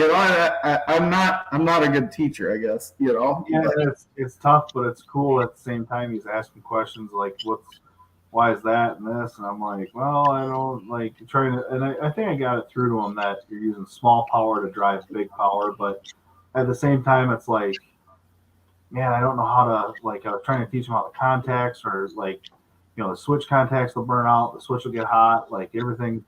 And then fuses, he asked me about, because we put a fuse panel on this switch switch panel that I was building, and he's like, well, what's the fuse? I'm like, that limits the power, and this, like, so it's like he's getting enough where hopefully, I don't know, hopefully he just grasps some of it, and that's the only thing I can ask for. My youngest was helping me wire my air compressor in the shop a couple weekends ago. I moved it, and I was teaching him about 220 or 240 volt. I was teaching him about electricity and how it works, and I started telling him all the times I've been shocked, with 110 or 220, and I about killed myself with a hot tub one day, hooking power to it when it was hot, and I hooked the wrong leads up. This is years ago, but I blew every breaker in the house we lived in at the time, and my wife thought I was dead because she just heard the huge zapping noise out on the deck, But I'm telling him how it all works, and next thing I know, he's helping me pull wire from the other side of the wall, and I hear him. We're talking through the wall, and he goes, "You have this turned off, right?" I did was give him in his head like, I'm not helping you anymore. Like, you told me all these times you've been shocked, and you want me to grab these wires and push them through that conduit. I shouldn't have told him all my bad experiences. Well, sometimes you open your mouth a little too soon, right? Yeah. Whatever. But I think I'm gonna hop off here. 2 hours. It's 11 o'clock here. Yeah, 10 o'clock. So. No, thanks for having me on, man. I appreciate it, man. I'm glad we finally got on the same page. I was disappointed last weekend that I couldn't get on. And it's all good, man. It was hilarious. We were at the bar for Mrs. G's birthday, and I pulled you up. I pulled it up on my phone, and it was like blaring loud in this bar, and I couldn't hear anything but the off-road wrench or whatever, like. At that point, he was it looked like he was in some red light district or something. And once I watched the thing the next day, he was out in a Peterbilt or something with the light on. But like in the bar, not being able to hear anything and just reading the comments, I'm like, what is this dude doing in the red lights here? And then my sister-in-law wanted to see what was going on my phone. Next thing I know, my whole phone was completely jacked. Like I had left one comment, and then I couldn't even get it back on or anything. I'm like, what the hell? But, so it happens. But no, stay in touch. We'll say bye to these guys, and then we'll say bye to these guys. You guys have a good one. We're logging off, and then